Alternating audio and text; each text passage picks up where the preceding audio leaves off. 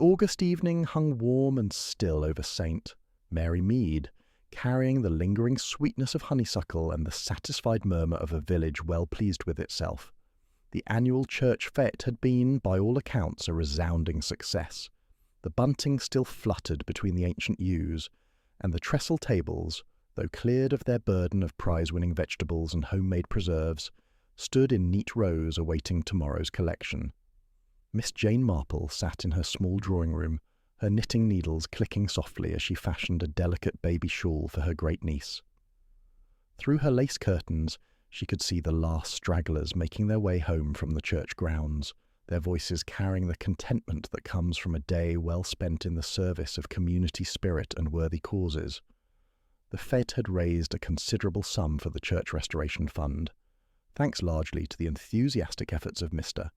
Pargeter, the churchwarden, and the surprising generosity of several visitors from London. Among these had been Mr. Ralph Denning, a dapper gentleman with an art dealer's eye for valuable trifles, who had purchased several items from the White Elephant stall at prices that had made Mrs. Price Ridley raise her eyebrows significantly. Miss Marple had observed the day's proceedings with her usual quiet attention. She had noted the way Dorothy Pritchard, the Admiral's much younger wife, had lingered near Mr. Denning's stall, her gloved fingers trailing over the displayed items with more interest than their modest appearance warranted. She had seen how Admiral Pritchard's jaw had tightened each time his wife laughed at something the London gentleman said, and how Noah Symes, the verger, had watched the proceedings with the sort of disapproval that suggested moral rather than aesthetic objections. The church clock struck 11, its familiar chime drifting across the village green. Miss Marple set down her knitting and prepared for bed, reflecting on the small human dramas that had played out beneath the cheerful surface of the day's festivities. In her experience, church fêtes were rather like amateur theatricals. Everyone played their part with great enthusiasm, but the real drama often occurred behind the scenes. She had just settled into bed when the sound came, deep, resonant, and utterly unexpected. The great bell of St. Mary's was tolling the hour of midnight, its bronze voice carrying across the sleeping village with solemn authority. Miss Marple sat up sharply, her mind immediately alert. The bell had not rung at midnight for more than 20 years, not since old Mr. Wickham had given up his self-appointed role as the village's unofficial timekeeper. 1 stroke, 2, 3. The measured tolling continued, each note hanging in the still air before the next began. 12 solemn beats marking the transition from one day to the next with ceremonial precision. But who was pulling the bell? Rope at this hour? And why? Miss Marple rose and moved to her window, her sharp eyes scanning the moonlit churchyard. The ancient building stood in stark silhouette against the star-studded sky, its Norman tower rising like a medieval sentinel above the surrounding cottages. Everything appeared normal, yet something about the scene troubled her deeply. The bell fell silent, and for a moment the village held its breath. Then, cutting through the stillness like a blade, came a scream, high, sharp, and filled with genuine terror.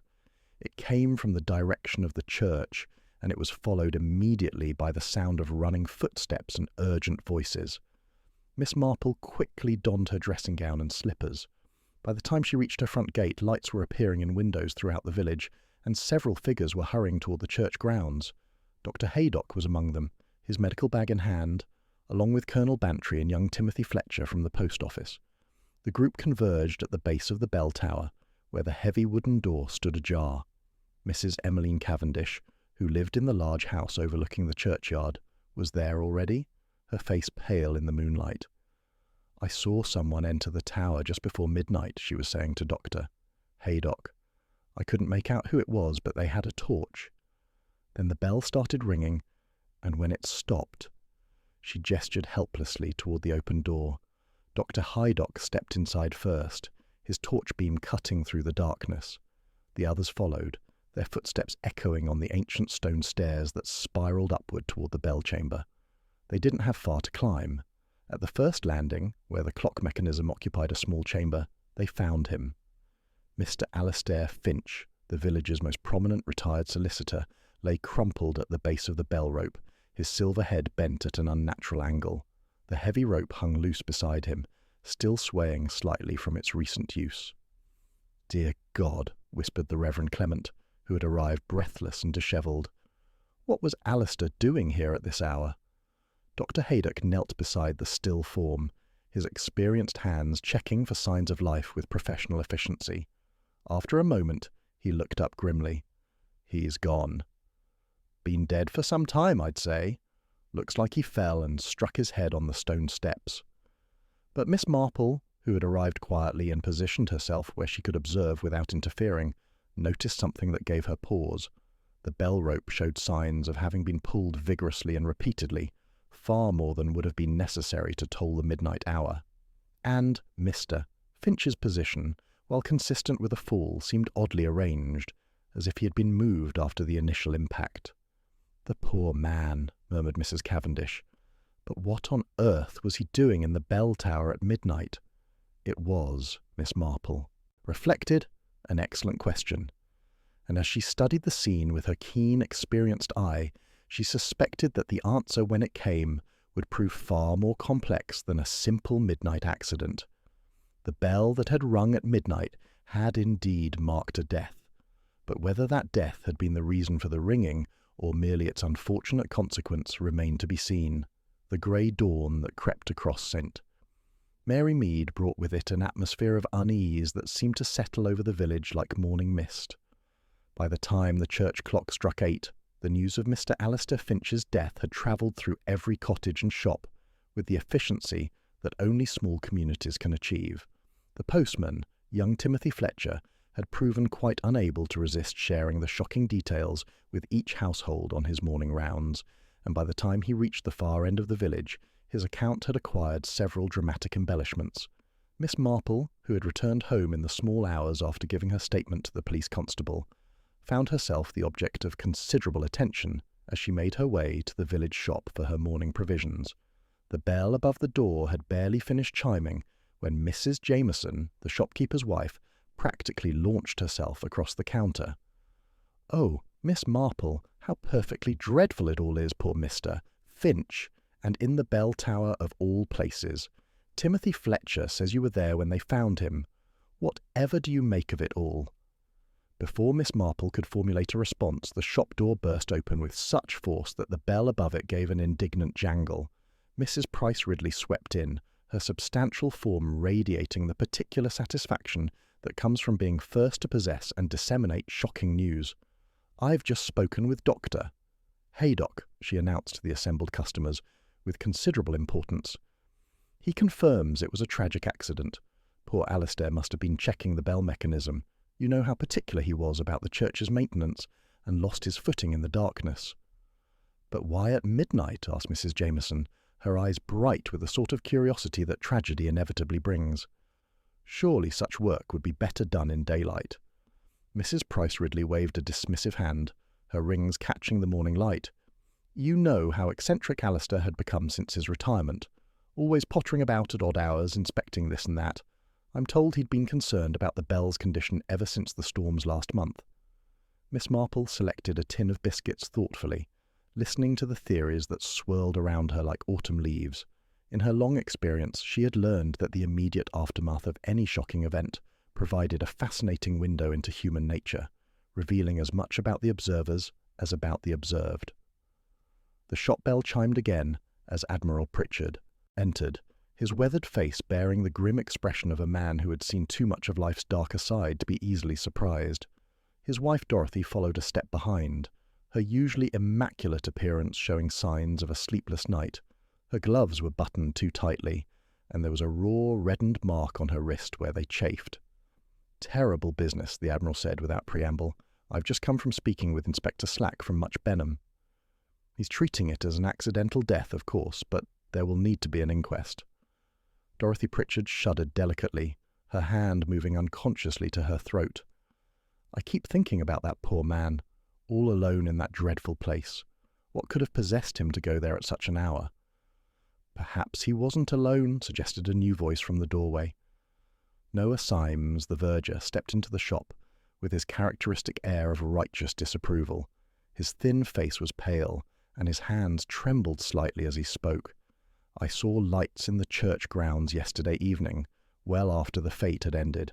More than one torch, I'd say, though I couldn't make out who was carrying them. This revelation caused a stir of excitement among the assembled villagers. Mrs. Price Ridley leaned forward eagerly, her earlier certainty about the accident theory beginning to waver. Lights? Are you certain, Noah? What time was this? Near on 11 o'clock, I should think. I was locking up the church hall after the clearing away, and I distinctly saw movement near the tower. I thought perhaps it was young Timothy and his friends up to some mischief, so I didn't investigate. More's the pity now. Admiral Pritchard frowned deeply. You should report this to Inspector Slack immediately. If someone else was present, they might have witnessed the accident, or been able to prevent it. The shop door opened once more to admit Mr. Ralph Denning, the London art dealer who had been such a notable presence at yesterday's fete. He appeared genuinely distressed by the news, his usually polished demeanour showing cracks of authentic emotion. "I've just heard about poor Finch," he said, addressing the room in general. "Shocking business. I had quite a pleasant conversation with him yesterday afternoon about some of the items at the White Elephant stall. He seemed particularly interested in a small carved wooden box that I'd noticed. Said it reminded him of something from his father's collection." Mrs. Jameson nodded eagerly. "Oh, yes, that little Indian box with the brass fittings. Mrs. Cavendish donated it, said it had been gathering dust in her attic for years. You bought it, didn't you, Mr. Denning?"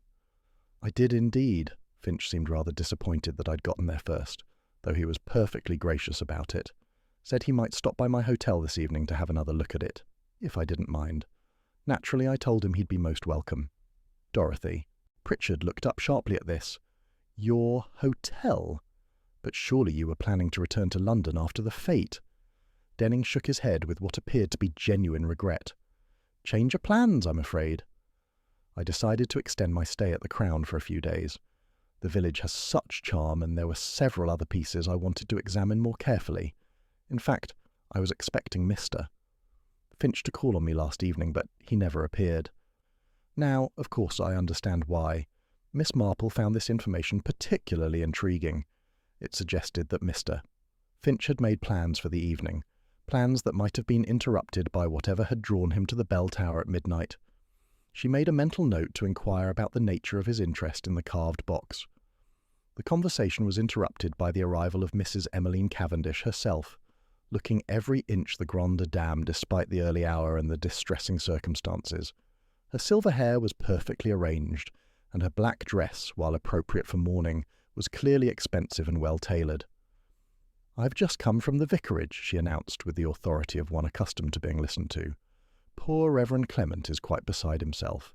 The bishop will have to be notified, of course, and there's the question of whether services can continue as normal with the bell tower sealed off for investigation." She paused, her keen eyes surveying the assembled group, with the practised assessment of a woman long accustomed to managing village affairs. "I trust everyone has been cooperative with the police.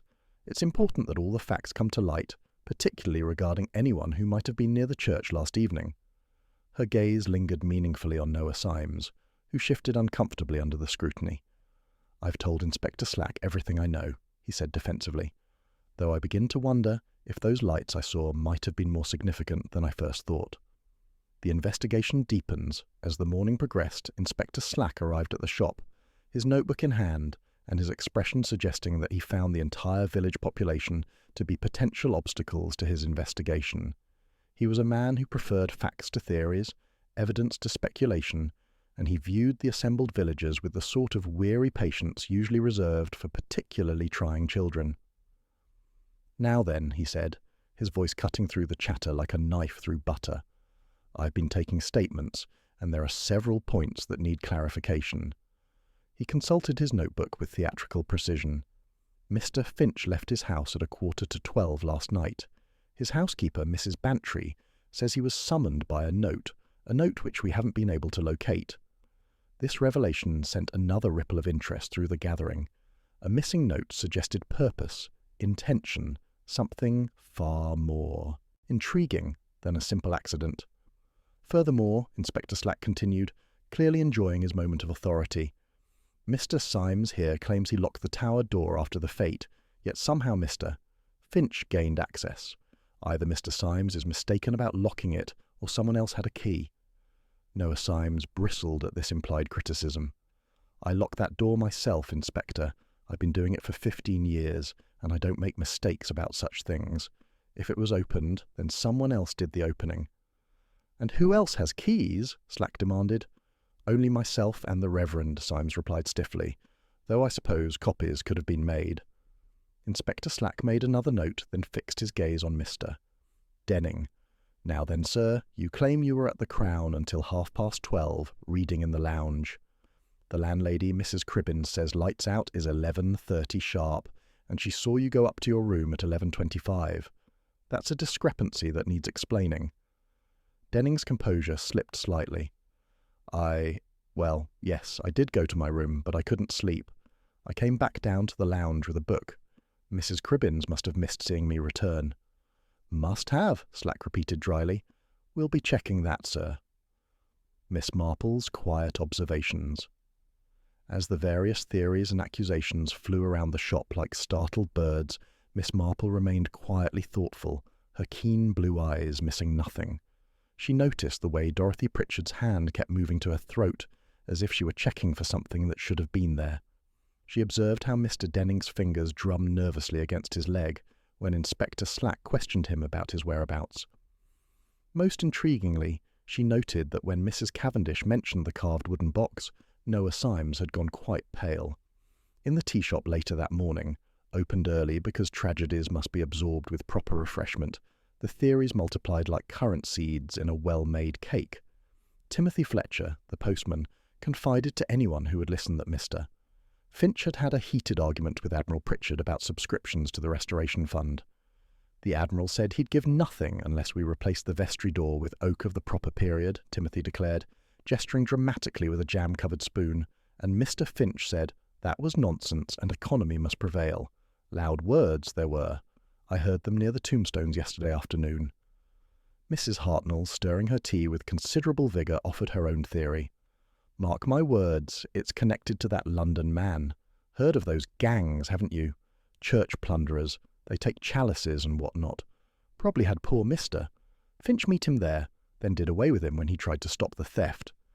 But nothing was stolen, pointed out Mrs. Weatherby reasonably. Inspector Slack said the church silver was all accounted for. That we know of, Mrs. Hartnell replied darkly. There might be things missing that haven't been noticed yet. Mrs. Weatherby, who had been listening with the air of one who possessed superior knowledge, leaned forward conspiratorially. The bell, though, that's what puzzles me. My brother was sexton at Little Kipping, and he always said you can tell when it's a real ringer. Strong pull, proper spacing. That bell last night was rung properly, not like someone just pulling the rope about. Miss Marple, who had been quietly consuming a Bath bun she didn't particularly want, looked up with mild interest. You have experience with bell ringing, Mrs. Weatherby? Family knowledge, you might say. There's a way to it, a rhythm. What we heard last night, that was someone who knew what they were doing.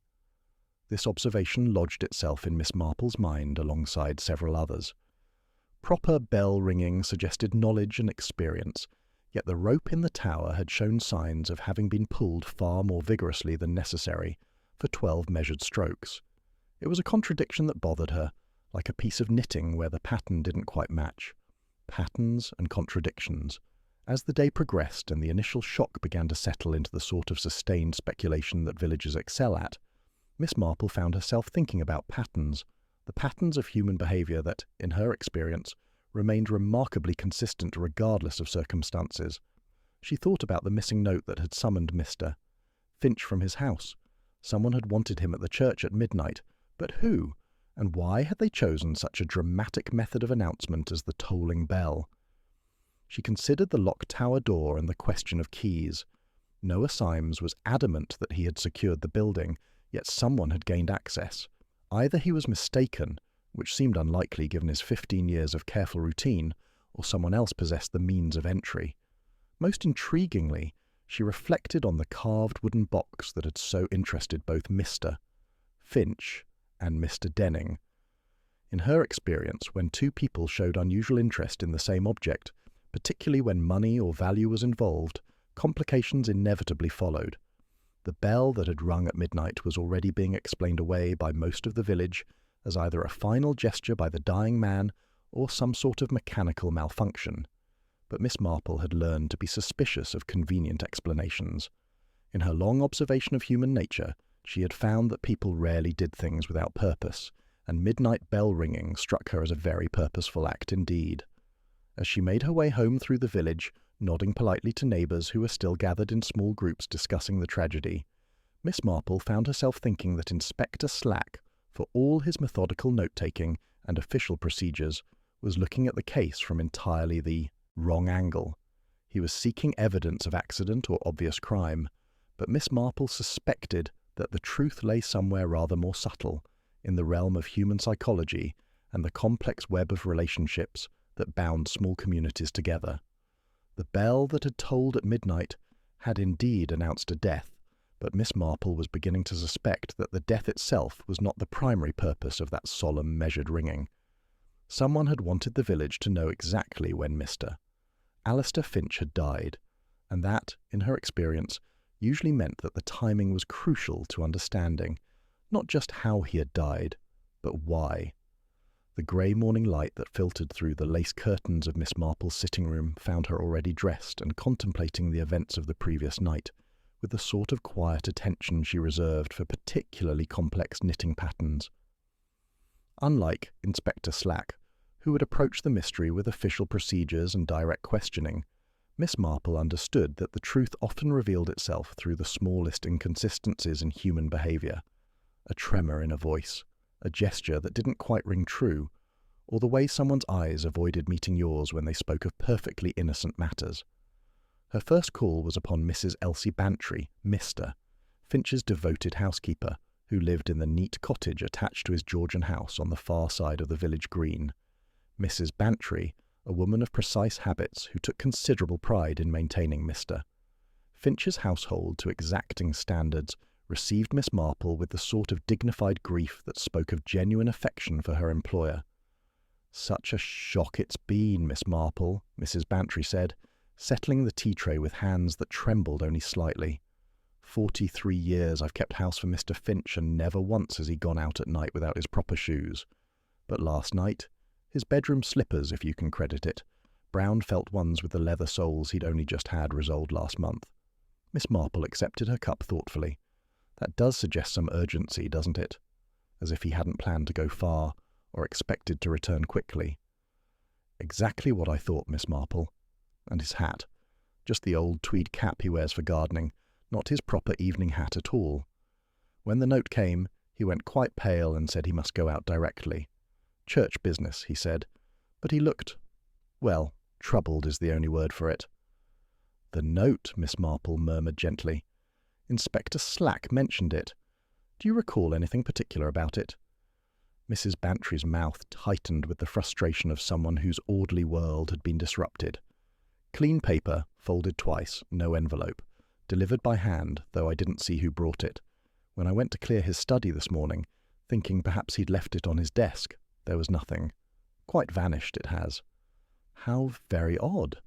And Mr. Finch, had he seemed worried about anything recently? Any business matters that might have troubled him? "Well," Mrs. Bantry hesitated, then leaned forward conspiratorially. "There was something. He'd been expecting a letter, from abroad, he said.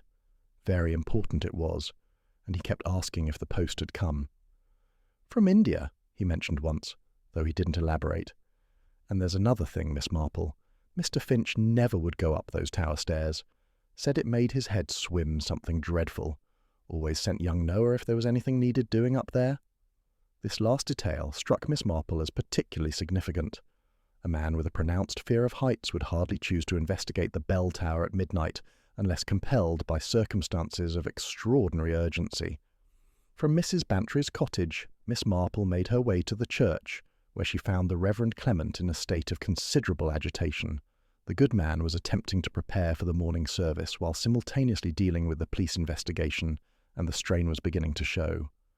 "Miss Marple, thank goodness," he said, looking up from a pile of hymn books with obvious relief.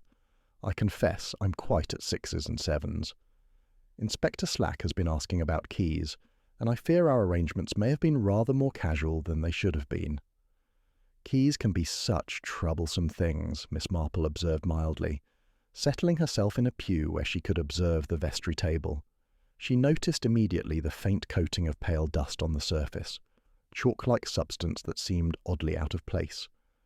"I suppose several people have access to the tower?" "Only Noah and myself, officially, though there was a spare key that we sometimes kept in the vestry press when the steeplejacks came for repairs. I haven't seen it for weeks, mind you, but—" He trailed off, wringing his hands. Noah Symes appeared at that moment, his thin face bearing an expression of defensive righteousness that Miss Marple recognised from long experience. It was the look of a man who knew more than he was saying, but felt justified in his silence. "Morning, Miss Marple," he said stiffly. "Reverend, I've just been speaking with that inspector again. Seems to think I might have forgotten to lock the tower door, but I told him. 15 years I've been doing it, same time every night. 9:15, regular as clockwork." Miss Marple studied the verger's face with gentle attention. "I'm sure you're quite right, Noah. A man doesn't forget such habits, though I suppose it's possible someone might have had their own key made. I've heard it's not terribly difficult, if one knows the right sort of person." The colour drained from Noah's face, and his hands, Miss Marple noticed, trembled slightly as he clutched his keyring. "Aye? That is to say, the keys are kept very secure, Miss Marple. Very secure indeed." "Of course they are," she assured him warmly, "though I remember my nephew once mentioning a case where someone had made impressions in soap. Quite ingenious, really, though terribly dishonest." Noah muttered something about having work to do and hurried away, leaving Miss Marple to reflect on the curious fact that guilty knowledge often made people more uncomfortable with kindness than with accusations. As she prepared to leave the church, Miss Marple encountered Dorothy Pritchard, arranging flowers at the altar with the sort of desperate concentration that suggested she was using the task to avoid thinking about more troubling matters. The Admiral's wife looked haggard in the morning light, her usually immaculate appearance showing signs of a sleepless night. "My dear," Miss Marple said gently, "you look quite worn out. These tragic events do take such a toll, don't they?"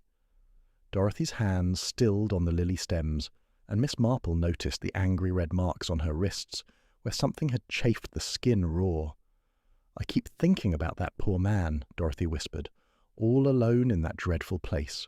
And the bell, that awful tolling in the darkness." "You heard it clearly from your house?" "Oh, yes, quite clearly, though of course I was." Dorothy paused, a flicker of something like panic crossing her features. "That is, I was at home, in bed. The Admiral and I retired early." Miss Marple nodded sympathetically, though she couldn't help noticing that Dorothy's hand kept moving to her throat, where a faint bruising was visible beneath the powder she'd applied to conceal it. "I couldn't help noticing you're not wearing your lovely coral necklace today. I do hope nothing's happened to it. The clasp, broke yesterday evening. Such a nuisance. I've sent it for repair." Dorothy's voice carried the brittle quality of someone repeating a prepared explanation. "How unfortunate. Coral can be so fragile, especially the older pieces. I do hope it can be properly mended." As Dorothy hurried away with obvious relief, Miss Marple reflected on the curious fact that clasps rarely broke in ways that left scratches on one's throat. In her experience, such marks were more commonly associated with struggles than with simple jewellery failures. Her most illuminating discovery came quite by accident as she made her way past the Crown Inn. Voices from the garden caught her attention, Mr. Denning in conversation with a smartly dressed woman she didn't recognise. Moving quietly behind the hedge, Miss Marple found herself in a position to observe without being observed. "The timing couldn't be worse, Margaret," Denning was saying, his usual polished demeanour replaced by obvious anxiety. Finch was becoming suspicious about the provenance. Yesterday at the fete, he made some rather pointed comments about items that seemed too good to be true. The woman, Margaret, replied with the crisp efficiency of someone accustomed to managing difficult situations. "You should have been more careful about the selection. A 17th century Rajasthani ceremonial box in a village white elephant stall. Even an amateur would find that questionable." Miss Marple's eyebrows rose slightly. The carved wooden box was apparently far more valuable than anyone had realized, and Mr.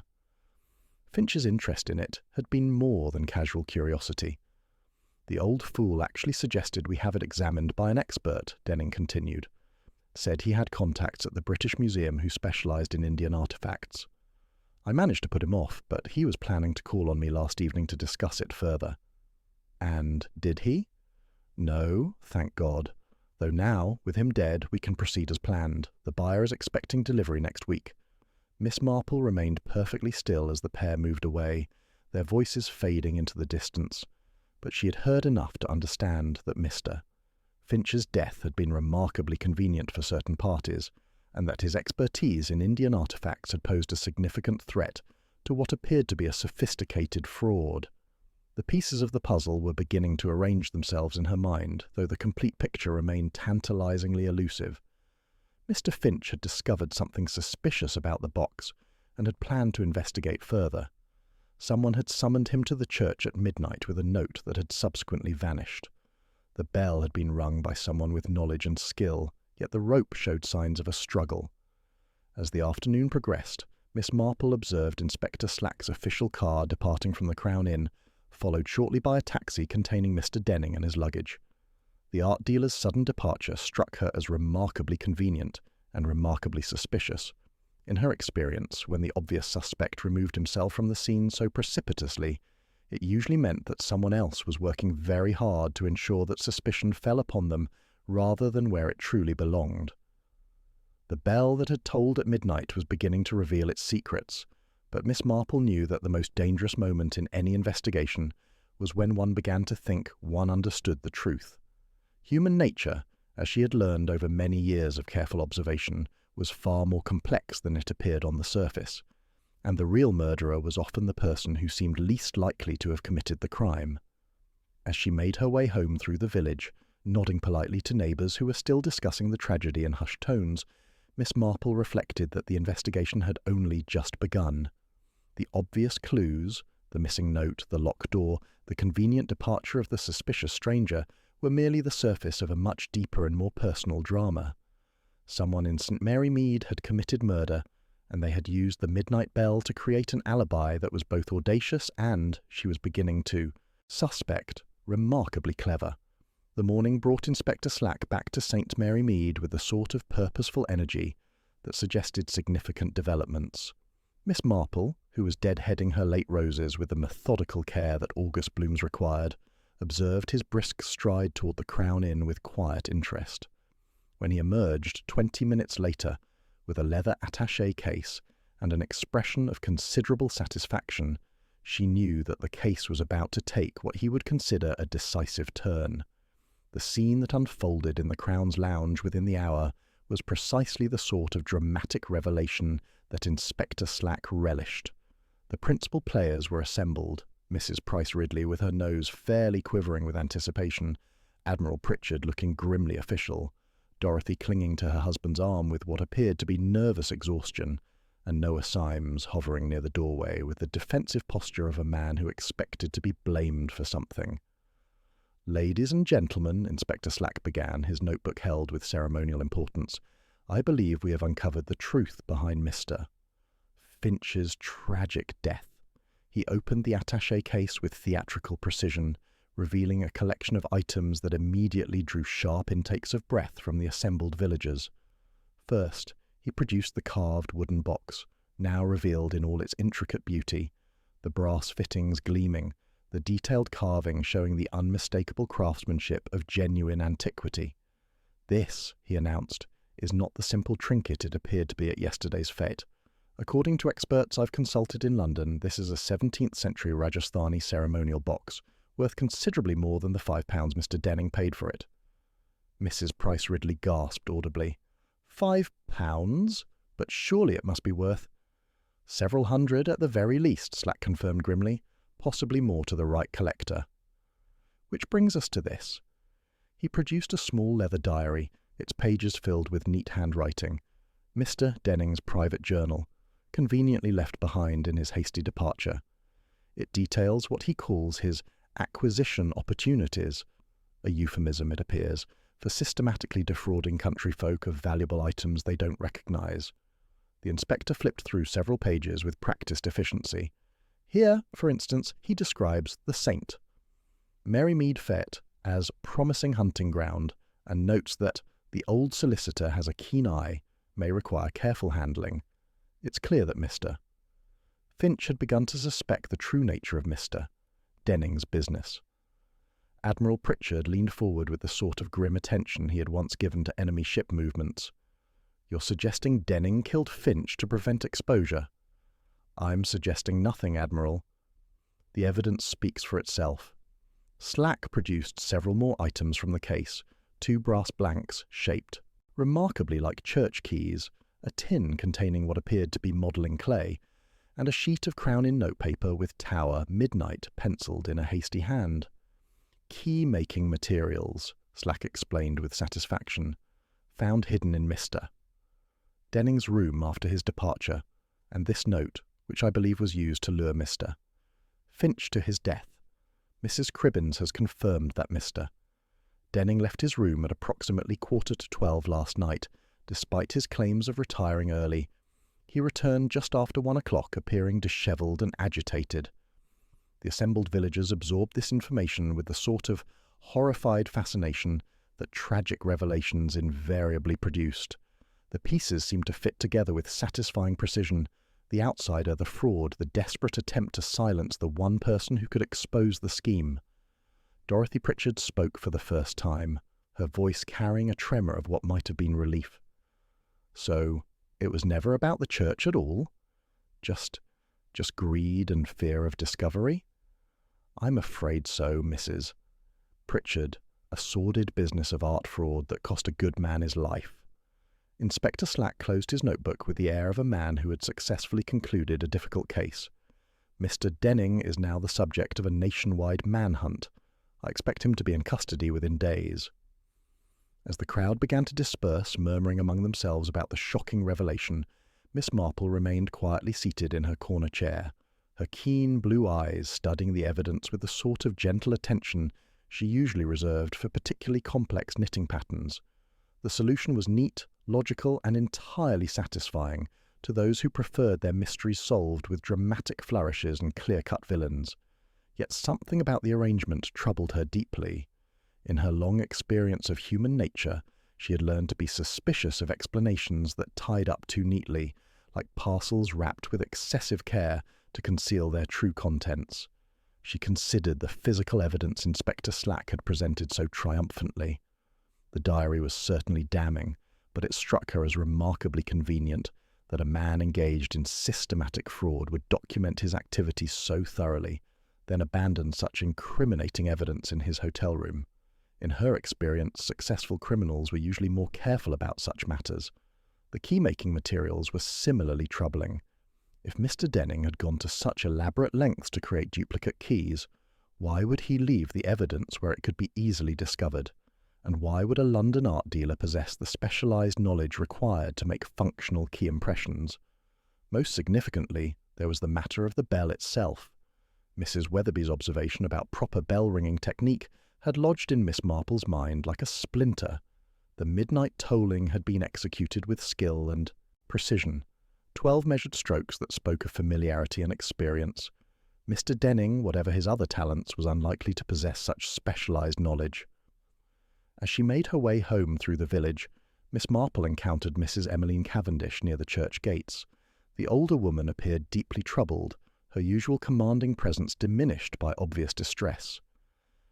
"Miss Marple," Mrs. Cavendish said without preamble, "I feel I must speak to someone about this dreadful business. That box, the one at the centre of all this trouble, it belonged to my late husband's collection, items he acquired during his service in India, before we came to St. Mary Mead." Miss Marple paused, her attention immediately focused. "How very interesting. And Mr. Finch would have known of its significance?" "More than that, my dear. Alistair served in the same regiment as my husband, years before either of them retired to the village. He would have recognised that box immediately and known exactly what it was worth, if he saw it being sold for £5 at a church fete." Mrs. Cavendish shook her head grimly. He would have been absolutely furious. Not at me, you understand, but at the idea that someone was taking advantage of my ignorance. This revelation cast Mr. Finch's planned visit to Mr. Denning in an entirely different light. Rather than a social call, it would have been a confrontation, an experienced military man challenging what he perceived as a deliberate fraud against a fellow officer's widow. "Did you mention this to Inspector Slack?" Miss Marple inquired gently. Mrs. Cavendish's expression grew frustrated. "I attempted to, but he seemed quite convinced of Mr.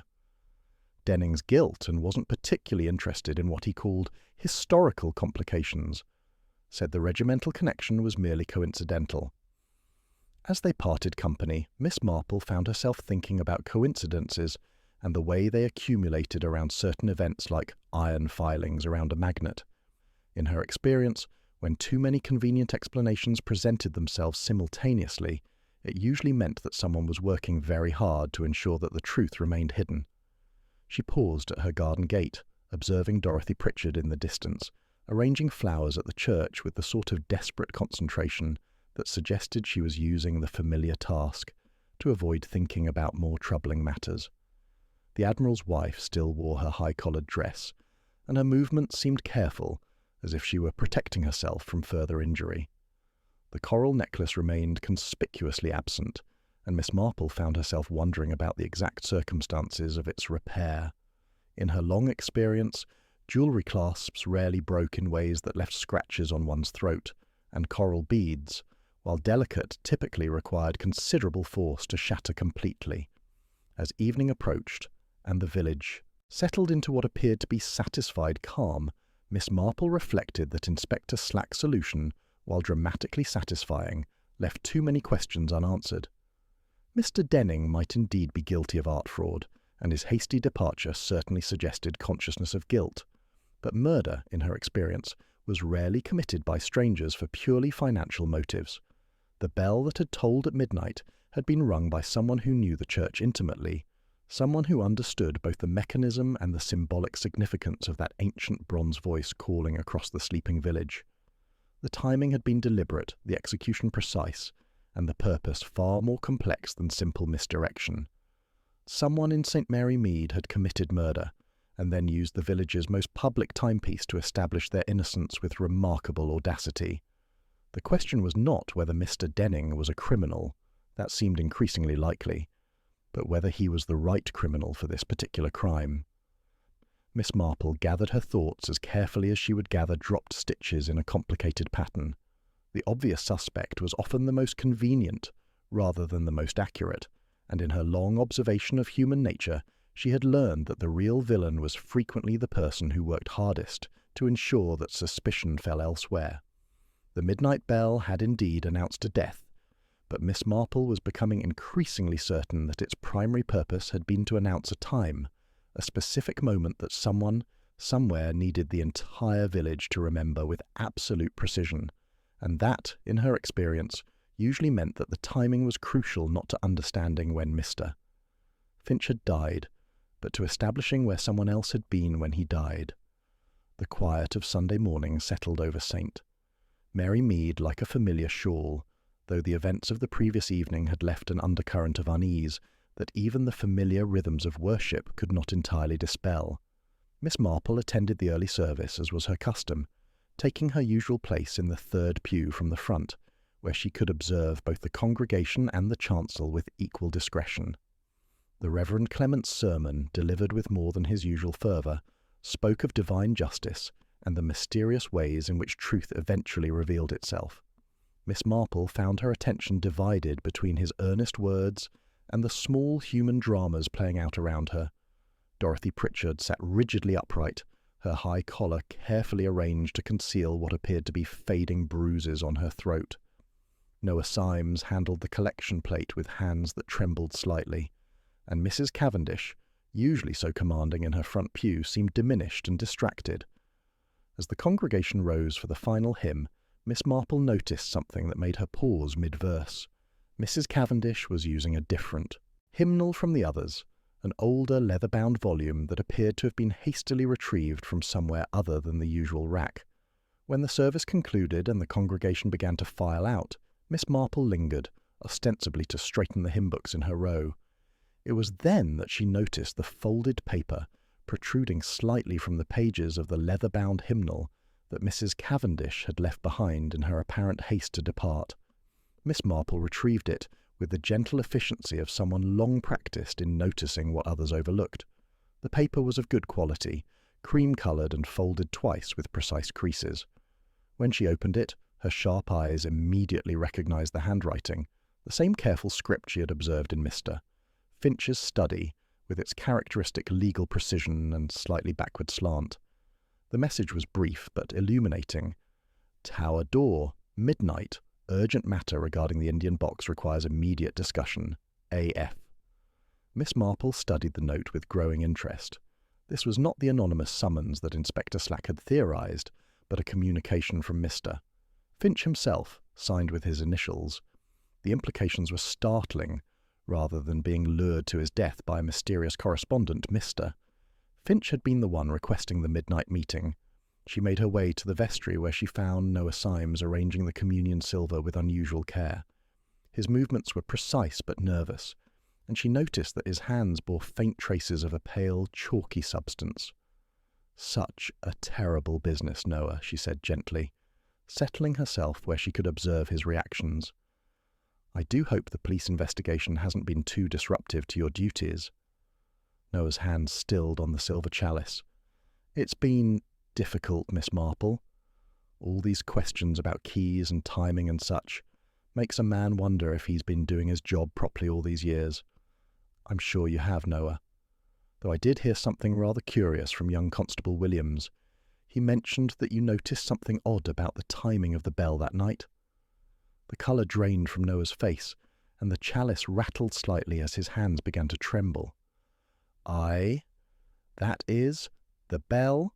It was rung before the church clock struck midnight. A full minute before, maybe more. I know, because I've been keeping that clock properly synchronised for 15 years. The bell shouldn't have started tolling until after the clock began to chime." This detail struck Miss Marple as profoundly significant. If the bell had been rung before the official midnight hour, it suggested that the bell ringer had been working from their own timepiece, anticipating rather than responding to the stroke of 12. It spoke of careful planning rather than spontaneous action. "And the spare key to the tower, Noah?" The one that was sometimes kept in the vestry press. Noah's. Composure crumbled entirely. "It went missing weeks ago, Miss Marple. During the time when the vestry window was broken. Just a small pane, mind you. Probably children with a cricket ball. I had the press open while I was boarding up the window, and when I came back, the key was gone. I thought perhaps I'd mislaid it, or that the Reverend had taken it for some reason." Miss Marple nodded thoughtfully. A conveniently broken window, a missing key, and a bell rung with practised skill before the official hour. The pattern was becoming clearer, though the complete picture remained tantalizingly elusive. She made her way through the village, her mind working with the methodical precision of someone assembling a complex puzzle. The note she had discovered changed everything about the case. Mr. Finch had not been the victim of a random encounter with a desperate art thief, but had arranged a specific meeting with someone he knew and trusted enough to summon to a midnight rendezvous. The timing discrepancy that Noah had observed was equally revealing. Someone had wanted the entire village to remember the precise moment of the bells tolling, but they had been so eager to establish their alibi that they had begun ringing before the actual hour. It was the sort of mistake that revealed both careful planning and underlying nervousness. As she passed the Admiral's house, Miss Marple noticed Dorothy Pritchard in the garden, deadheading roses with the sort of desperate concentration that suggested she was using the familiar task to avoid thinking about more troubling matters. Her coral necklace remained conspicuously absent, and the high collar of her dress could not entirely conceal the fading marks on her throat. The pieces of the puzzle were beginning to arrange themselves in Miss Marple's mind, though the complete picture remained frustratingly incomplete. Someone in St. Mary Mead had committed murder, and then used the village's most public timepiece to establish their innocence with remarkable audacity. The question was not whether Mr. Denning was guilty of art fraud. That seemed increasingly likely, but whether he was the right criminal for this particular crime. The bell that had tolled at midnight had indeed announced a death, but Miss Marple was becoming increasingly certain that its primary purpose had been far more subtle and calculating than anyone had yet realised: the discovery of Mr. Finch's note had fundamentally altered Miss Marple's understanding of the case, and she approached her Monday morning inquiries with the methodical patience of someone who knew that village secrets, like archaeological layers, required careful excavation to reveal their true significance. Her first call was upon Mrs. Emmeline Cavendish, whom she found in her morning room surrounded by photograph albums and what appeared to be old military correspondence. The older woman looked up with obvious relief when Miss Marple was announced, as if she had been hoping for precisely this opportunity to unburden herself. "My dear Miss Marple, I fear I haven't been entirely forthcoming about that wretched Indian box," Mrs. Cavendish began without preamble. "The truth is, it held far more significance than I initially let on. My late husband Charles served with Alistair Finch in the same regiment in Calcutta for nearly 8 years. They were more than colleagues. They were like brothers." She indicated a leather-bound photograph album filled with sepia images of military personnel in tropical dress. Charles had a passion for collecting local artefacts, and that particular box was one of his most treasured pieces. He always insisted it contained a hidden compartment, though he never managed to locate it. When he died, I simply couldn't bear to look at his collection. Everything went into the attic, and eventually I donated what I thought were merely decorative items to the church fete. Miss Marple studied the photographs with careful attention, noting the young faces of both Mr. Finch and Colonel Cavendish among the uniformed officers. "And Mr. Finch recognised the box immediately?" "The moment he saw it," Mrs. Cavendish confirmed, her voice heavy with regret. "He was absolutely livid. Not with me, you understand, but at the situation. He said it was tantamount to allowing a national treasure to be plundered by charlatans. He was determined to confront Mr. Denning and demand its return, even if he had to purchase it back himself." This revelation cast Mr. Finch's planned midnight meeting in an entirely different light. Rather than being lured to his death by a mysterious summons, he had been the one arranging the confrontation, driven by a sense of duty to his old friend's memory. From Mrs. Cavendish's house, Miss Marple made her way to Dr. Haydock's surgery, where she found him examining what appeared to be small, pinkish fragments under a magnifying glass. "Ah, Miss Marple," he said, looking up with professional interest.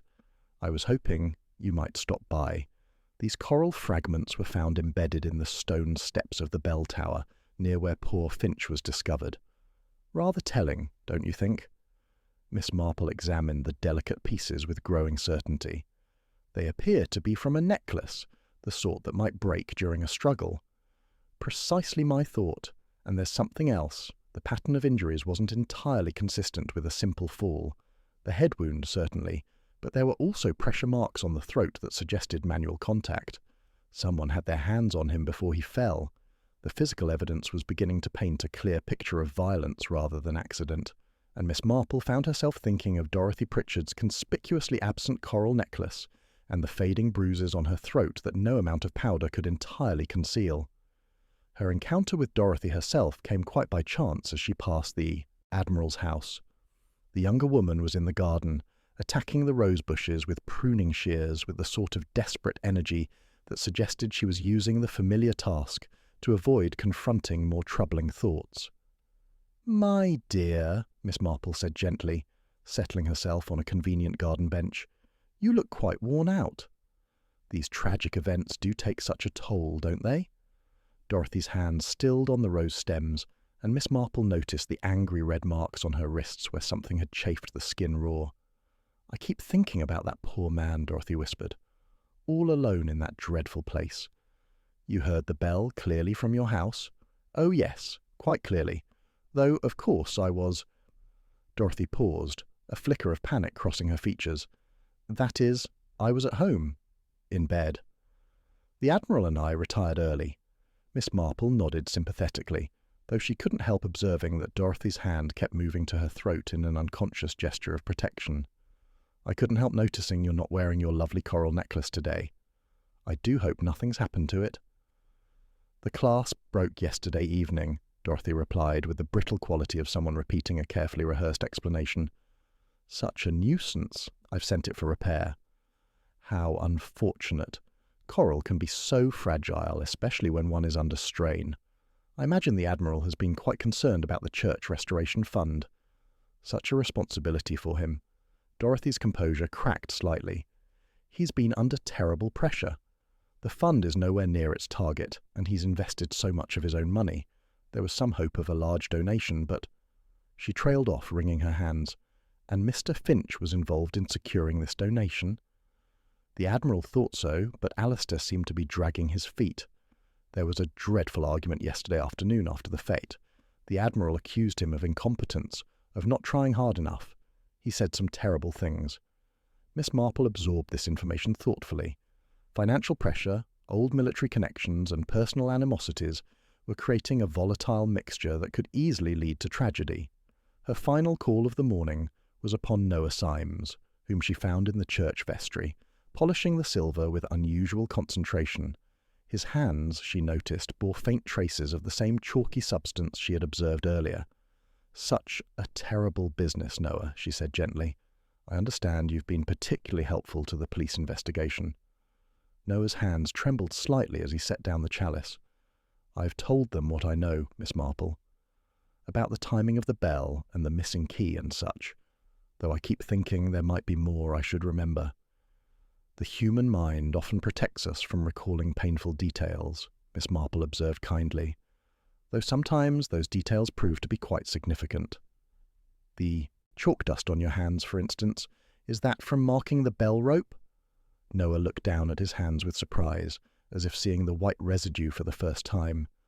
That is, I've been checking the mechanism, making sure everything's in proper order after what happened.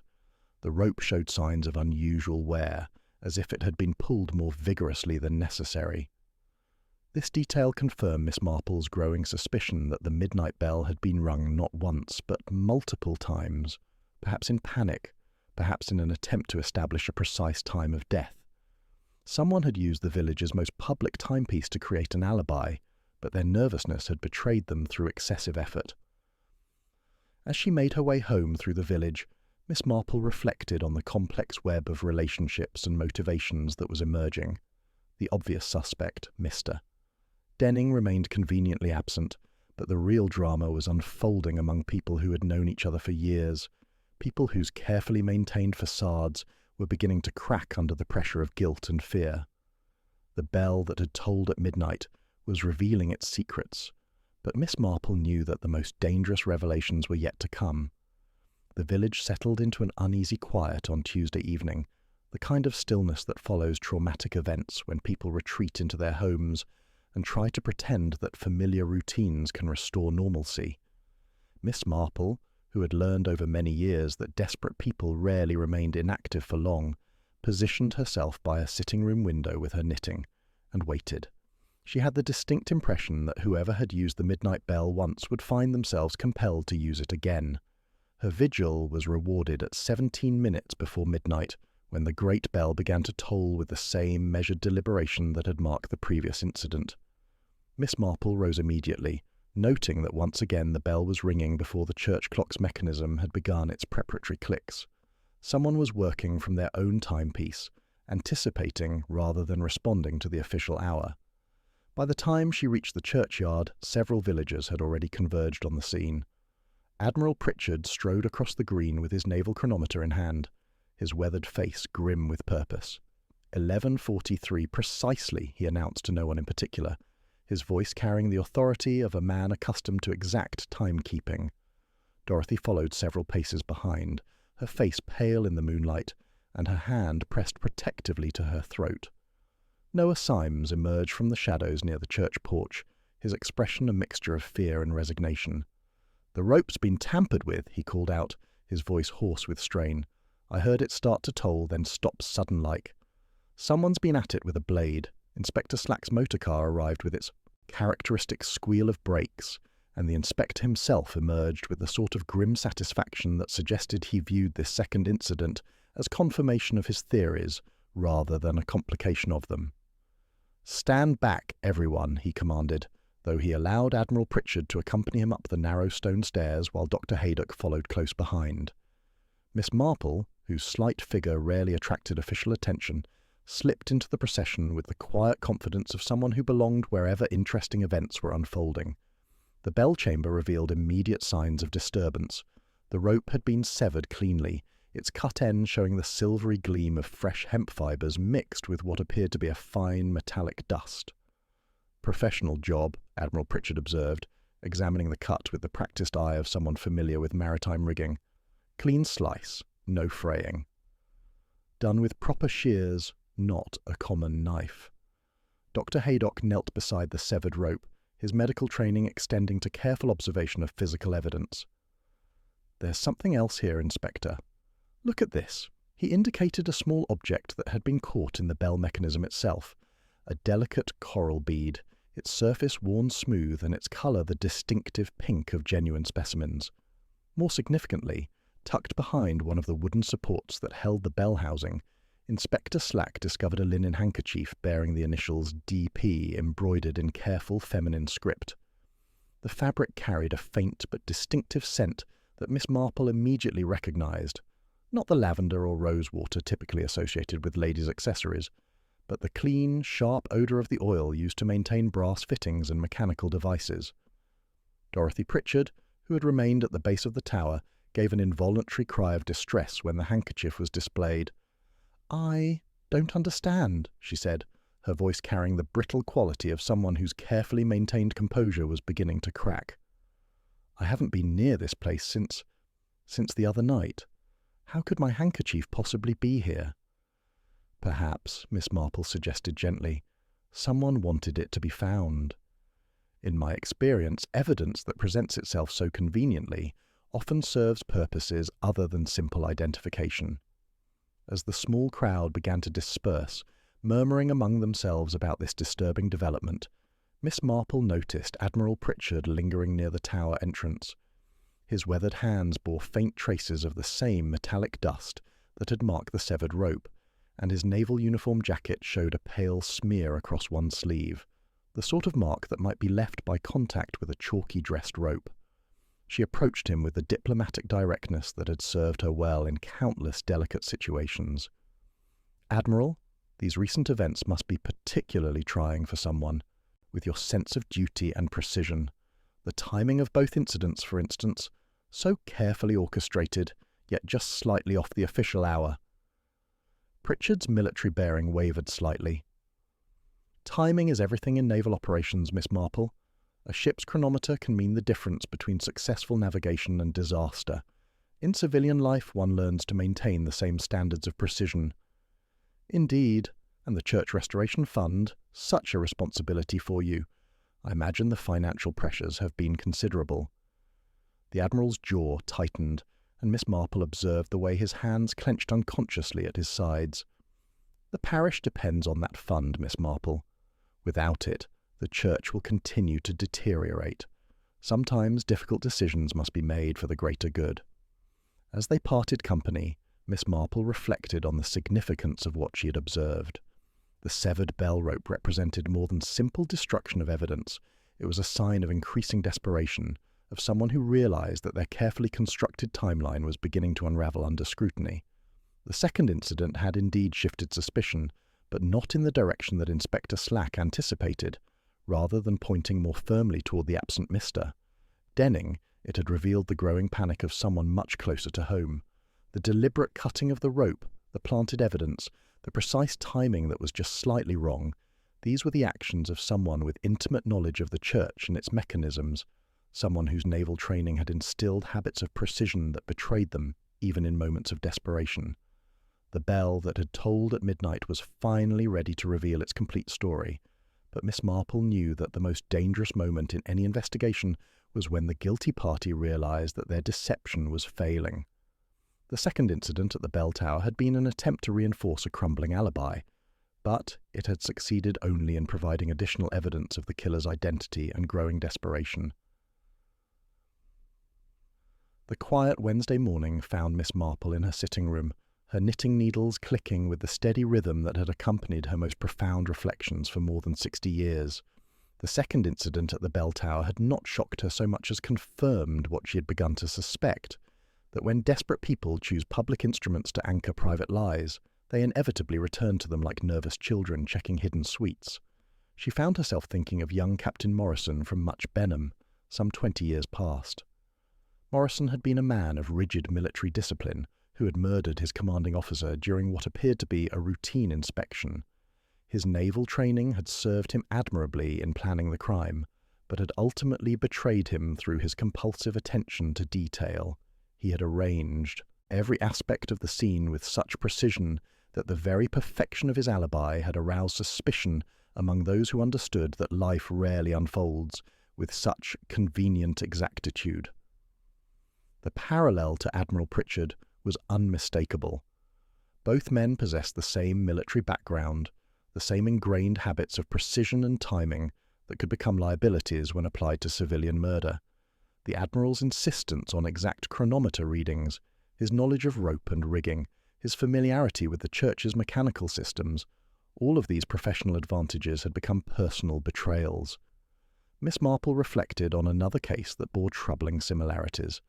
Mrs. Henderson from Little Paddocks, who had committed what appeared to be the perfect crime by poisoning her husband while establishing an unshakable alibi through her participation in church choir practice. Like the current situation, the murder itself had been almost incidental to the elaborate performance orchestrated to ensure that everyone in the village could testify to her whereabouts at the crucial moment. Mrs. Henderson had been betrayed by her very thoroughness. The excessive care with which she had constructed her alibi had itself become evidence of premeditation. The pattern was becoming crystalline in Miss Marple's mind. Someone had used the midnight bell not merely to announce a death, but to create a public timestamp that would establish their innocence with dramatic precision. Yet, like Mrs. Henderson, they had been betrayed by their compulsive need to control every detail. She considered the psychological profile that was emerging. Admiral Pritchard was a man accustomed to command, to having his decisions accepted without question. The Church Restoration Fund represented more than a financial responsibility. It was a test of his leadership and competence in civilian life. When Mr. Finch had threatened to expose irregularities in the fund's management, or perhaps had discovered the Admiral's desperate borrowing from other parish accounts, the confrontation had triggered a response rooted in decades of military training. The murder itself had probably been unplanned, a moment of rage when Mr. Finch had refused to remain silent about what he had discovered. But the cover-up had been executed with the sort of methodical precision that only military training could provide. The midnight bell had been intended to establish the exact time of death while creating the impression that the Admiral was safely at home. But his naval obsession with accurate timekeeping had led him to begin the tolling before the official hour. Miss Marple's mind turned to Dorothy Pritchard, whose behaviour revealed the psychology of the loyal wife who had discovered her husband's crime after the fact and was now trapped between her love for him and her horror at what he had done. The coral necklace had probably broken during her attempt to stop the Admiral's attack on Mr. Finch, and the bruises on her throat suggested that she had been roughly handled when she tried to intervene. Dorothy's subsequent behaviour, the planted handkerchief, the severed bell rope, the desperate attempts to shift suspicion toward the absent Mr. Denning, revealed someone who was trying to save her husband while lacking the cold calculation necessary for successful deception. Her efforts to help had only made the situation worse, creating additional evidence while drawing more attention to the very facts she was trying to conceal. Miss Marple had seen this pattern before in the case of Mrs. Carmichael, whose attempts to provide her son with an alibi for theft had ultimately led to his conviction for murder. Love, she had learned, could make people remarkably blind to the logical consequences of their actions, leading them to compound simple crimes into complex tragedies through their very efforts to prevent discovery. The note found in the hymnal had been the crucial piece, Mr. Finch's own handwriting, summoning someone he trusted to discuss the Indian box. Mrs. Cavendish's revelation about the regimental connection had provided the final context. Finch hadn't been investigating art fraud in the abstract. He had been protecting the memory of a fellow officer and preventing the exploitation of that officer's widow. The bell that had tolled at midnight was finally revealing its complete story. It had been rung by someone with intimate knowledge of the church and its mechanisms, someone whose naval training had instilled habits of precision that betrayed them even in moments of desperation. The timing discrepancy that Noah had observed, the bell beginning before the church clock's preparatory clicks, was the signature of a man who lived by his chronometer rather than by village time. As Miss Marple set down her knitting and prepared for what she knew must be the final act of this tragic drama, she reflected that the most dangerous moment in any investigation was when the guilty parties realized their deception was failing. Admiral Pritchard was a man trained in tactics and strategy, and his wife's increasingly erratic behavior would soon convince him that more decisive action was necessary. The patterns of human nature suggested that the time for gentle observation had passed. It was time for Miss Marple to arrange her own careful test, one that would allow the truth to reveal itself with the same precision that had been the Admiral's undoing. Miss Marple's carefully orchestrated test began with what appeared to be the most innocent of suggestions. On Thursday afternoon, she called upon the Reverend Clement with a proposal that seemed eminently reasonable. Given the villagers' continued unease about the bell tower incidents, perhaps a small demonstration would reassure everyone that the repaired mechanism was functioning properly. "A simple test at tea time," she suggested gently, "just to show that all is well. Nothing dramatic, merely a few measured strokes to prove the rope is sound. I'm sure Admiral Pritchard would be willing to supervise, given his expertise with such mechanical matters." The Reverend, grateful for any opportunity to restore normalcy to his parish, agreed immediately. Within the hour, a small group had assembled in the church. Miss Marple with her knitting bag, Doctor, Haydock ostensibly present for safety concerns, Noah Symes with his keys, and the Pritchards, who had arrived with the Admiral's naval chronometer gleaming in his weathered hand. "Purely precautionary," Miss Marple explained to the assembled group, settling herself where she could observe all the participants. "Though I confess I'm curious about something Noah mentioned, the way the midnight bell began before our church clock struck the hour. Such an odd little detail." Admiral Pritchard straightened with professional interest. "Church clocks are notoriously unreliable, Miss Marple. Naval chronometers maintain proper standards." He consulted his timepiece with practiced precision. "This mechanism loses nearly a minute each day, hardly suitable for accurate timekeeping." "How fascinating," Miss Marple murmured. "I suppose a man accustomed to naval precision would naturally work from his own instrument, rather than waiting for mechanical signals." She turned to Noah with gentle authority. "Now then, would you demonstrate the proper technique? Just a few strokes to test the rope's condition." Noah grasped the heavy rope and began the measured pull that produced the bell's deep, resonant voice. His technique was economical, practiced, the minimum effort required for maximum effect. After 6 careful strokes, he stepped back, slightly breathless but satisfied. "Excellent," Miss Marple observed, "though I notice you waited for the church clock's preparatory sounds before beginning. That little clicking mechanism that warns of the coming hour." "Always do, Miss Marple. Been my custom for 15 years. The clock gives fair warning before it strikes." Miss Marple nodded thoughtfully, then turned to Admiral Pritchard with the sort of deferential request that no gentleman could refuse. "Admiral, I wonder if you might demonstrate as well. Your naval training would surely provide insights into proper rope handling that we civilians might miss." The Admiral moved to the rope with confident authority, his bearing suggesting complete familiarity with such equipment. As he grasped the hemp, Miss Marple noticed the way his hands automatically adjusted for the rope's weight and balance, compensating for the recent repairs with the unconscious skill of long practice. He began to pull, and immediately the difference was apparent.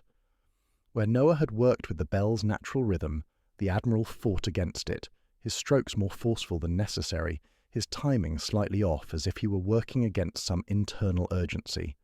The bell responded with the same deep voice, but the spacing between strokes was uneven, hurried. "Remarkable strength," Miss Marple observed quietly, "though I notice you began before the clock's warning mechanism engaged. A naval officer would naturally anticipate the hour rather than wait for mechanical signals." Dorothy Pritchard, who had been watching with growing tension, suddenly gasped. "Not before," she whispered involuntarily, then caught herself, her hand flying to her mouth in horror at what she had revealed. The Admiral's hands stilled on the rope, and Miss Marple saw the exact moment when he realized what his wife's unconscious memory had betrayed. The measured tolling that had awakened the village at midnight had been rung in precisely this manner, with naval precision, beginning before the church clock's preparatory mechanism, pulled with the excessive force of someone working under extreme stress. The midnight bell was rung by someone intimately familiar with this mechanism, Miss Marple continued with gentle inevitability. Someone whose professional training had instilled habits of precision that persisted even under the most trying circumstances. Someone who possessed both the physical strength and the technical knowledge to operate this equipment in darkness. Dr. Haydock, who had been observing the demonstration with growing understanding, stepped forward. The rope showed signs of having been pulled far more than 12 times, he said quietly, as if someone had rung it repeatedly, perhaps in panic, before settling into the measured rhythm we all heard. Admiral Pritchard straightened to his full height, his military bearing reasserting itself even as his carefully constructed deception crumbled around him. "Enough," he said with quiet dignity. "I will not have my wife subjected to further distress through these demonstrations." "Harold, please," Dorothy whispered, tears streaming down her face. "Tell them it was an accident. Tell them you didn't mean—" "No." The Admiral's voice carried the authority of a lifetime of command. "I will not compound murder with lies." He turned to face Miss Marple directly, his weathered face bearing the expression of a man who had decided that further deception was beneath his dignity. "Mr. Finch had discovered irregularities in the Church Restoration Fund," he said with military precision. "I had borrowed against future donations to cover personal investments that had failed catastrophically. When he threatened to expose the matter to the bishop, to destroy everything I had built since leaving the Navy, I struck him. He fell, struck his head on the stone steps, and died." The confession emerged with the disciplined clarity of a naval report. The bell was intended to establish the time of death while creating the impression that I was safely at home. I rang it before the official hour because I was working from my chronometer rather than the church clock. My naval training betrayed me. I could not break the habit of precision even while committing murder. Dorothy moved to her husband's side, her face pale but resolute. "I discovered what had happened only afterward," she said desperately. "I tried to protect him, but everything I did only made it worse." Miss Marple nodded with the sad understanding of someone who had witnessed too many human tragedies. "The bell that tolled at midnight was indeed announcing a death," she said softly, "but it was also announcing the destruction of a man who had spent his life in honourable service, only to sacrifice everything for pride and reputation in a moment of desperate fear." As Inspector Slack began the formal procedures of arrest, Miss Marple reflected that the most sophisticated crimes often contained the seeds of their own destruction. The Admiral's naval precision, which had served him so well throughout his career, had ultimately become the instrument of his downfall, a habit of exactitude that persisted even in the commission of murder, creating the very evidence that would ensure his conviction.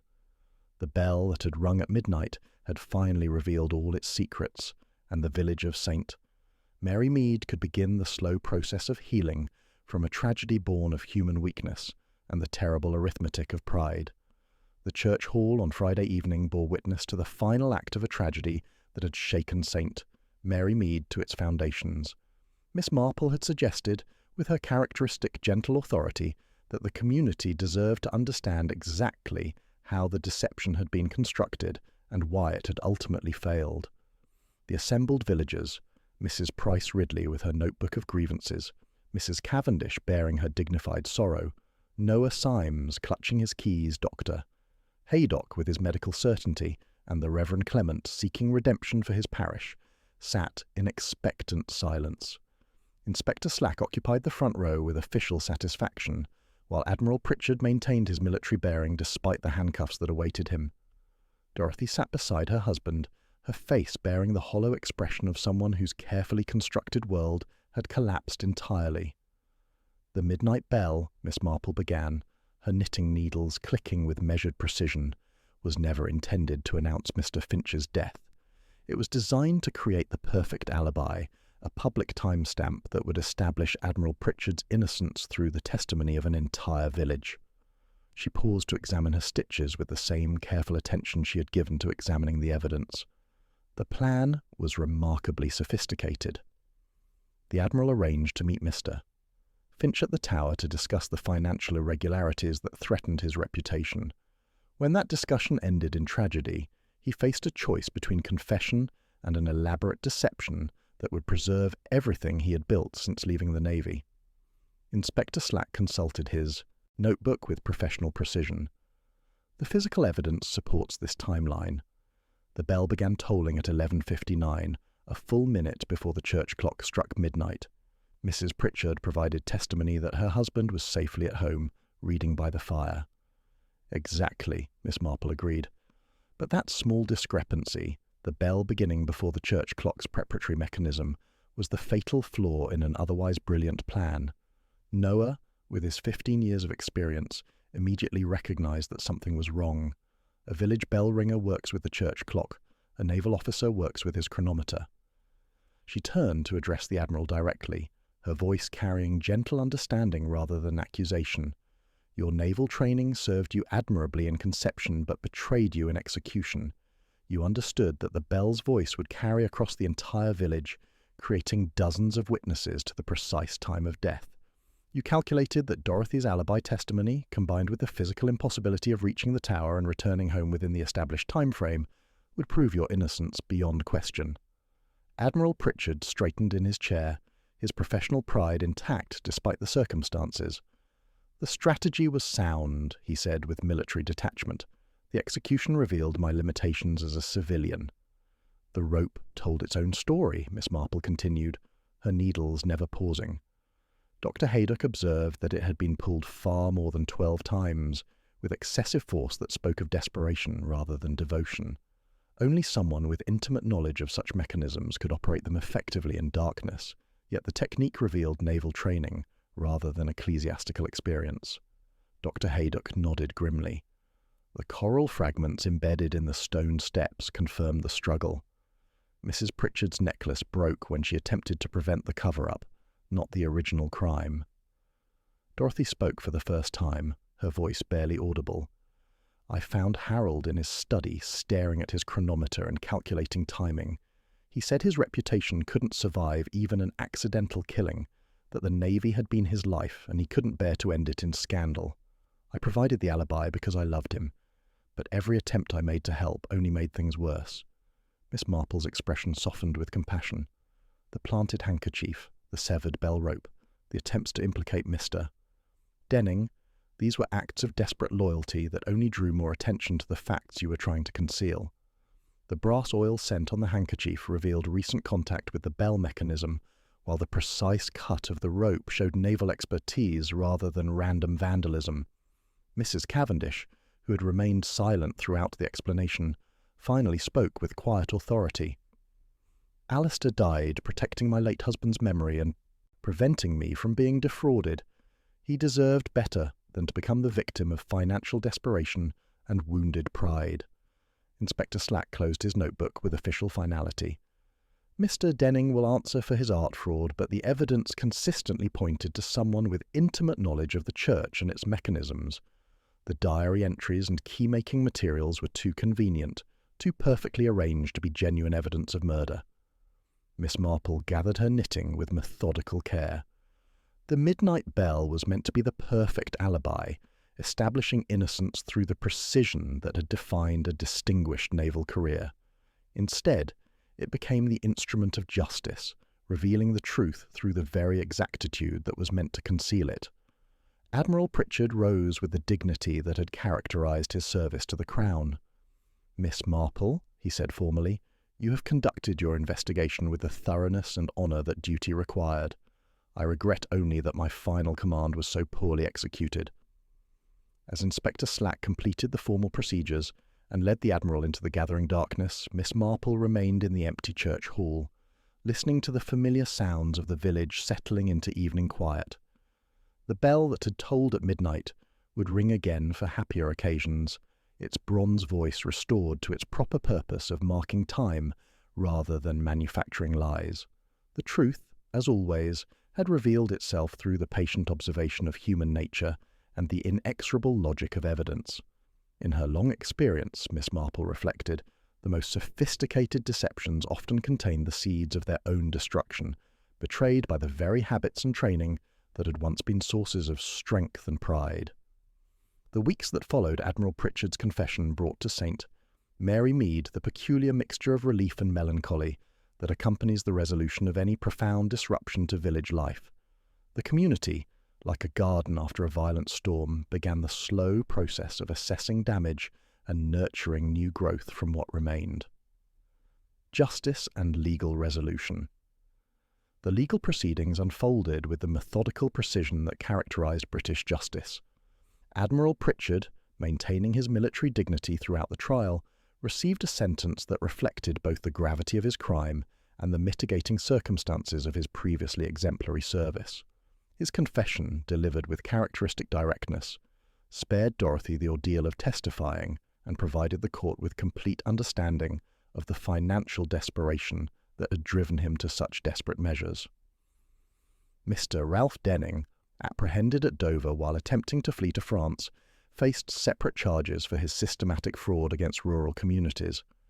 The network of accomplices he had cultivated across several counties was gradually exposed, leading to the recovery of numerous valuable items that had been sold for fractions of their worth. Mrs. Cavendish took particular satisfaction in learning that several other military widows had been compensated for their losses. Personal reckonings. Dorothy Pritchard faced the most difficult adjustment of all. The revelation of her husband's crime had shattered not only her marriage, but her entire understanding of the man she had loved and protected. Dr. Haydock, with his characteristic blend of medical pragmatism and human compassion, helped her navigate the complex emotions accompanying her transformation from loyal wife to betrayed victim. "She's stronger than she appeared," he confided to Miss Marple during one of their regular encounters. "The bruises have healed, both physical and emotional. Mrs. Weatherby in Much Benham has offered her a position as companion, and I believe the change of scene will prove beneficial."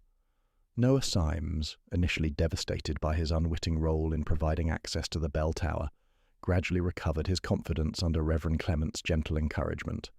The missing spare key was never recovered, but the installation of new locks and revised security protocols ensured such unauthorized access would be impossible in future. His 15 years of faithful service were recognized in a small ceremony that restored his standing and acknowledged his essential role in maintaining the church's daily operations. Mrs. Cavendish, with the quiet efficiency that had characterized her management of village affairs for decades, took charge of reorganizing the Church Restoration Fund. The carved Indian box, recovered from Denning's London associates, was returned to her with appropriate ceremony. She immediately donated it to the British Museum, in memory of both her late husband and Mr. Finch, ensuring its proper preservation while preventing any future exploitation. Community healing. The Restoration Fund itself became a symbol of the village's resilience. Without the Admiral's misguided management, the committee began to rebuild under Reverend Clement's leadership and Mrs. Price Ridley's renewed vigour. Donations, spurred by the community's sense of collective responsibility, gradually accumulated, and the prospect of a fully restored church seemed less daunting. Mrs. Price Ridley, whose appetite for dramatic events had been thoroughly satisfied, channeled her energies into organising a memorial service for Mr. Finch. The event, held on a crisp September morning when the church was filled with golden light, celebrated a life dedicated to service and integrity. The eulogy, delivered by a colleague from his former legal practice, emphasised his commitment to justice and his protection of those who could not protect themselves. The bell itself, after careful examination by specialists from the Cathedral Works Department, was pronounced mechanically sound despite its traumatic role in recent events. The rope, replaced with new hemp, properly blessed by the bishop, resumed its traditional function of calling the faithful to worship and marking the significant moments of village life. Restoration and reflection. As autumn deepened and the village settled into familiar rhythms, Miss Marple observed the subtle changes that tragedy had wrought. People were perhaps more cautious about accepting appearances at face value, more aware that even the most respectable facades could conceal desperate secrets. The relationships and assumptions that governed daily life had shifted, creating new patterns of trust and understanding. Mrs. Bantry, Mr. Finch's devoted housekeeper, found employment with Mrs. Cavendish, who recognised both her competence and her need for security after her employer's death. The arrangement satisfied both practical necessity and the villagers' sense that loyalty should be rewarded rather than abandoned.